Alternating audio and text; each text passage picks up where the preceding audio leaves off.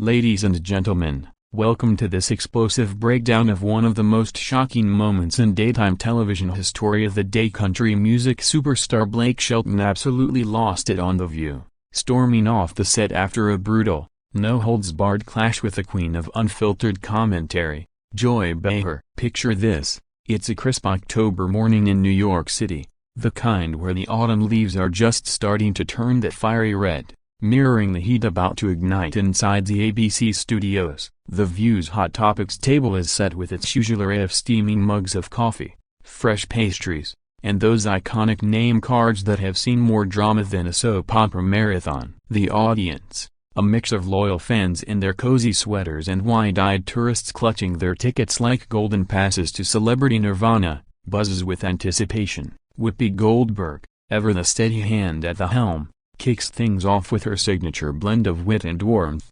introducing the panel, Sunny Hostin looking polished and ready to dissect the latest legal drama, Sarah Haynes with her infectious smile hinting at lighter fare, Alyssa Farah Griffin poised to bridge conservative divides, and of course, Joy Behar, the 83-year-old firecracker whose sharp tongue has reduced grown men to stammers for decades. But today, the guest of honor is none other than Blake Shelton, the 49-year-old Oklahoma-born heartthrob who's sold millions of albums, coached countless stars on The Voice, and built an empire that's as much about down-home authenticity as it is about chart-topping hits. Blake saunters onto the stage in his signature uniform, a crisp button-down shirt rolled up at the sleeves to show off those tattooed forearms, slim-fit jeans that hug just right, and a pair of scuffed cowboy boots that whisper tales of honky-tonk nights and backroad drives. His broad shoulders fill the frame, that easygoing grin lighting up the room like a neon sign in a dive bar, and as he settles into the guest chair, the crowd erupts in cheers that echo off the studio walls. Whoopi leans in with that conspiratorial sparkle in her eye, saying, "Blake, honey, you've got that voice magic, but today we're talking about your new single, Dirt on My Boots, and how it's shaking up country radio. Spill the tea." Blake chuckles, his deep baritone rumbling like thunder over the plains. "Well, Whoopi, it's all about keeping it real, mud on the tires, beer in the cooler, and a girl who don't mind getting her hands dirty." The panel nods appreciatively, Sunny chiming in about the song's nod to rural resilience, Sarah gushing over the music video's heartfelt cameos from real farmers. It's all flowing smoothly, like a lazy river on a summer day, with laughs rippling through the audience and the cameras capturing every genuine moment. But then, as if scripted by the gods of live TV chaos, Joy Behar shifts in her seat, her eyes narrowing behind those stylish glasses, and she drops the bomb that's about to detonate everything. "Blake, darling," she starts, her New York accent slicing through the air like a deli knife through pastrami, "I love a good country tune as much as the next gal who's survived a few bad dates. But let's get real, your whole rugged cowboy shtick, is it just a clever mask for Hollywood excess? I mean, come on, private jets to your Oklahoma ranch while the rest of us schmucks sit and coach. Isn't that a bit hypocritical for a guy singing about working class woes?" The studio falls into a hush so thick you could cut it with a butter knife, the audience members exchanging wide-eyed glances, unsure if this is the spark of genius banter or the fuse to a powder keg. Blake's grin falters for a split second, his blue eyes flickering with that telltale mix of surprise and steel. He's no stranger to tough crowds, having faced down hecklers in smoke-filled bars back in his Tishomingo days, but this is primetime ambush, served hot and unapologetic. He leans forward, elbows on his knees, that Oklahoma drawl thickening like molasses. "Joy, with all due respect, and I mean that, mama, my life's an open book. Yeah, I've been blessed with success, but I tip my hat to every farmhand who's ever baled hay at dawn." Hypocritical? Nah, that's just life lifting you up without forgetting where the dirt road started. The crowd murmurs approval, a few claps breaking the tension, but Joy isn't one to back down from a verbal rodeo. She tilts her head, that mischievous glint sharpening. "Oh, please, Blake, blessed, or bought, your ex, Miranda, spilled all about those lavish parties that look nothing like the simple man you peddle in your lyrics. Fans deserve authenticity, not this polished facade." And just like that, the gloves are off, the ring bell dings, And what was meant to be a breezy promo turns into a full-throttle showdown that no one saw coming. Whoopi tries to steer the ship, her voice rising like a referee's whistle. "Ladies and gents, let's keep it civil, we're all friends here." But the words hang in the air, ignored amid the rising voices. Sonny jumps in with a measured take on celebrity image versus reality, Alyssa nodding vigorously about the pressures of public life, Sarah's eyes darting between the two like she's watching a tennis match on steroids. But Blake, he's done playing nice. His jaw sets. That famous temper, the one that's fueled bar fights and ballad heartbreaks, is simmering just beneath the surface. "Joy, you wanna talk authenticity? I've poured my soul into every note, lost loves, bad breaks, the whole damn mess." You sit there judging from your high-rise perch, but have you ever stared down a drought that kills your herd or a stage dive that nearly breaks your neck? This ain't a facade, it's survival wrapped in a sixth string. The audience gasps collectively. A wave of energy surging through the room, phones already whipping out to capture the unraveling. Joy fires back, undeterred, her hands gesturing wildly like she's conducting an orchestra of outrage. Survival? Try surviving cancel culture while cashing checks from big oil sponsors. A country music's dirty little secret. Blake, and your silence speaks volumes. The back and forth escalates, words flying faster than confetti at a Nashville wedding, each jab landing with the precision of a well-aimed lasso. Whoopi bangs her mug on the table like a gavel. "Time out, we're taking a break, folks, don't touch that dial." But the damage is done, the air crackling with unspoken regrets and unfiltered truths. As the cameras cut to commercial, Blake stands abruptly, his chair scraping against the floor like nails on a chalkboard, muttering under his breath, "That's it, I'm done," before striding off the set with the purposeful gait of a man who's just burned a bridge he never meant to cross. The panel sits stunned, Joy's mouth agape in rare silence, the audience erupting into a cacophony of whispers and shocked exclamations. Backstage, producers scramble like ants at a picnic, whispers of "what the hell just happened?" echoing down the halls, while Blake vanishes into the green room, door slamming shut like the final chord of a breakup anthem. This wasn't just a spat, it was a seismic shift, a collision of worlds where country grit met coastal candor, leaving scars that social media would soon inflame. And as the show resumes post-break, the elephant in the room looms larger than ever, setting the stage for apologies, think pieces, and a cultural conversation that would rage for weeks. But let's rewind a bit, shall we? To understand the full gravity of this meltdown, we have to dive into the man at the center. Blake Shelton, the unlikeliest of lightning rods. Born in 1976 in Ada, Oklahoma, to a family as rooted as an old oak tree, Blake's early life was a tapestry of small-town dreams and big-hearted heartaches. His mom, Dorothy, ran a beauty salon where gossip flowed freer than hairspray, and his dad, Ronnie, worked the land with calloused hands that taught young Blake the value of sweat equity. Tragedy struck early when his half-brother Richie died in a car accident at 24, a loss that carved deep grooves into Blake's songwriting soul, turning pain into platinum like Austin, his debut smash that held the Billboard Hot Country chart for 5 weeks straight. By his 20s, he was hustling in honky-tonks, voice like aged whiskey cutting through the smoke, catching the eye of producers who saw star power in those broad shoulders and boy next door charm. Fast forward to 2011, and the voice catapults him into household name status, his bromance with Adam Levine spawning memes and millions, while his marriage to Miranda Lambert becomes the fairy tale every fan roots for until the 2015 split, a tabloid feast that left Blake raw and real, channeling heartbreak into hits like Came Here to Forget. Enter Gwen Stefani in 2015, the no doubt diva who traded pop gloss for country twang, their romance blooming on The Voice set like wildflowers after rain, culminating in a 2021 wedding at Blake's Oklahoma ranch that was equal parts rustic romance and red carpet glamour. But beneath the headlines,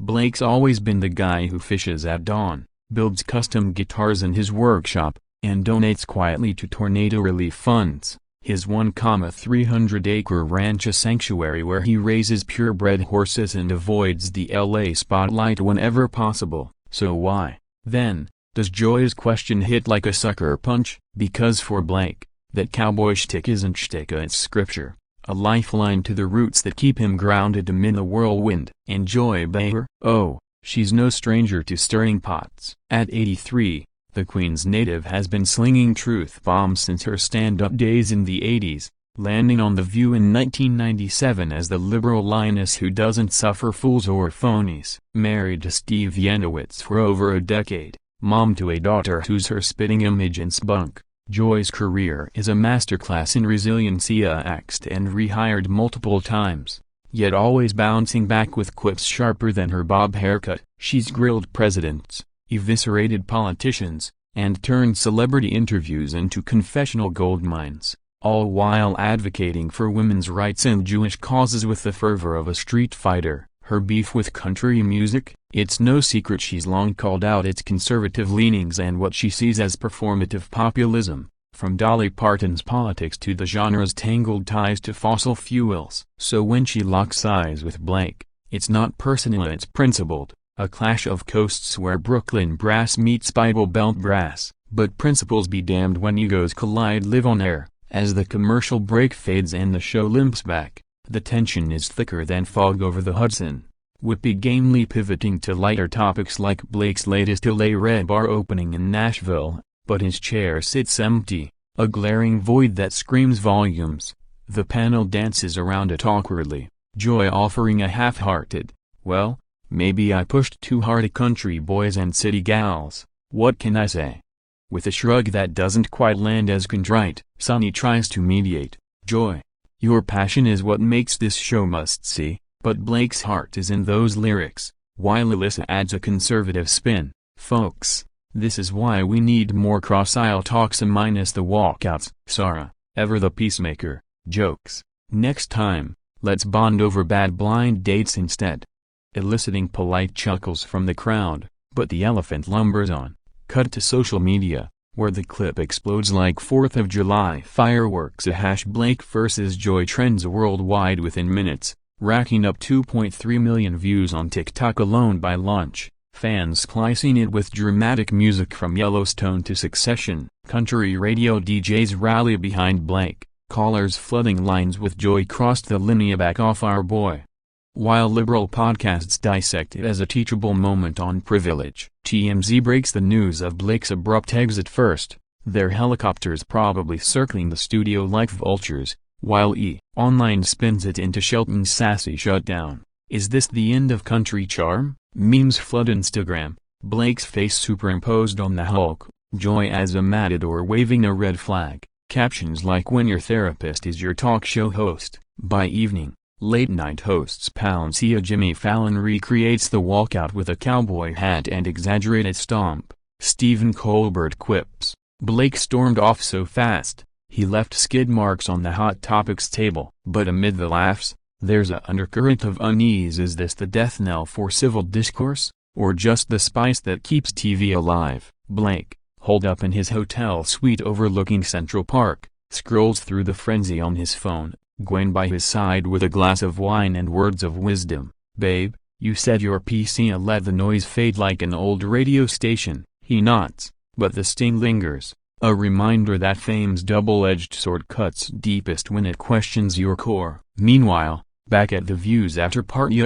staff meeting, a producer's huddle, debating edits and apologies, Joy uncharacteristically quiet as she sips chamomile tea, reflecting on whether her zest for zingers finally zapped the wrong wire. This moment, raw and real, becomes a mirror for us all. In a world of filtered feeds and soundbite skirmishes, how do we honor authenticity without igniting Armageddon? As the sun dips below the skyline, casting long shadows over the city that never sleeps, one thing's clear: this story's far from over, with ripple effects set to echo through award seasons and album drops yet to come. And that's just the tip of the iceberg. Folks, stick around as we peel back more layers on this TV tempest that redefined daytime drama forever. Diving deeper into the heart of the storm, let's transport ourselves right back to that fateful studio moment, where every glance, every pause, crackles with unspoken electricity, turning a routine chat into a legendary face-off that would be dissected by talking heads for months. The lights overhead hum softly,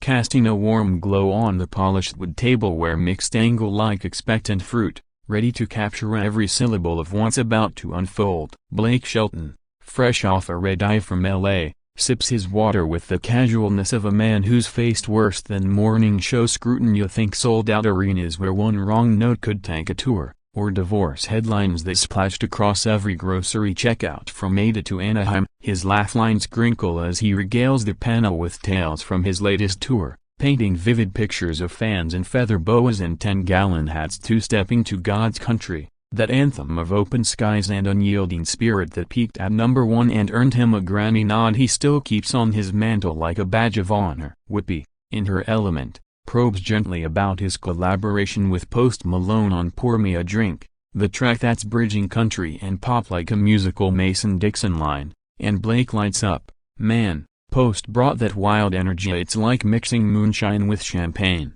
unexpected but damn smooth. The audience leans in, hanging on his every word, the energy palpable, a symphony of claps and whoops that makes the studio feel like a microcosm of America's diverse heartland. Sunny Hostin, with her legal eye, steers toward the song's themes of resilience amid loss, drawing parallels to Blake's own journey through personal valleys, and he nods solemnly, life's a rodeo, son, yes, some box throw you, but you get back on, dust off, and ride harder. It's these vulnerable beats that endear him to millions, the reason his Spotify streams hit 15 billion last year alone, a testament to a voice that's as comforting as a front porch swing on a humid night. But then, like a storm cloud rolling in over clear blue, Joy Behar interjects, her voice cutting through the harmony like a fiddle solo gone awry. She's perched there in her vibrant blouse, the color of autumn pumpkins, her posture straight as a Broadway marquee. And when she speaks, it's with the authority of someone who's interviewed everyone from Barbra Streisand to Bernie Sanders without breaking a sweat. Blake, I applaud the grit in your music, really, I do. I've got Honey Bee on my summer playlist for those rare days I let loose at the beach house. But let's cut the twang for a second. Your brand screams everyman, yet your carbon footprint from all those cross-country flights rivals a small airline. How do you square that with lyrics about loving the land while jet-setting like a Kardashian? The question lands like a boot to the chest, Blake's easy posture stiffening, his fingers drumming the table edge in a rhythm that's half nervous tick, half a restrained retort. The audience shifts uncomfortably, a few gasps punctuating the silence, as if they've just witnessed the first crack in Superman's armor. Alyssa Fair-Griffin, sensing the pivot, jumps in with a diplomatic buffer. Joy, Blake's also the guy planting thousands of trees through his foundation. A balance is key in this biz. But Joy waves it off with a flourish. Balance? Try hypocrisy. Alyssa, he's preaching conservation while his tour buses guzzle diesel like it's sweet tea. Sarah Haynes tries levity. Hey, if we all waited for perfect, we'd never leave our couch past the scones. But the joke falls flat, the room's temperature spiking 10 degrees in seconds. Blake's face, usually a canvas of calm charisma, flushes a shade deeper than his Oklahoma sunsets, his eyes locking onto Joy's with an intensity that could melt steel. Joy, ma'am, I respect your fiery hell, it's why this show's gold. But you got it twisted. My buses run biofew where they can, and every tour dollar funds scholarships for kids in towns like mine that got forgotten by the map. Jet setting? Guilty as charged, but I plan double what I burn. Partner with farms to offset, and drive a hybrid truck back home. It's not perfect, but it's progress, not pretense. His words tumble out earnest and edged, the drawl sharpening into something fiercer, like a gentle stream turning torrent. The crowd murmurs support, a smattering of applause rippling like wind through wheat fields, but Joy doubles down, her laugh a bark of disbelief. Progress? Blake, your ranch alone uses more water than a drought-stricken county. Fans see the cowboy hat, not the spreadsheets. Own it, or the emperor's got no clothes. That's the match to the gasoline. Blake's chair creaks as he leans back, crossing his arms over that broad chest, the veins in his neck pulsing like bass lines in a rockabilly riff. Own it? I've owned every mistake, every heartbreak on wax. Sold my soul to the stage young, Watched friends fade to bottles and bad choices. You wanna talk spreadsheets? My team's transparent as glass, check the reports. But this feels like piling on for clicks, not conversation.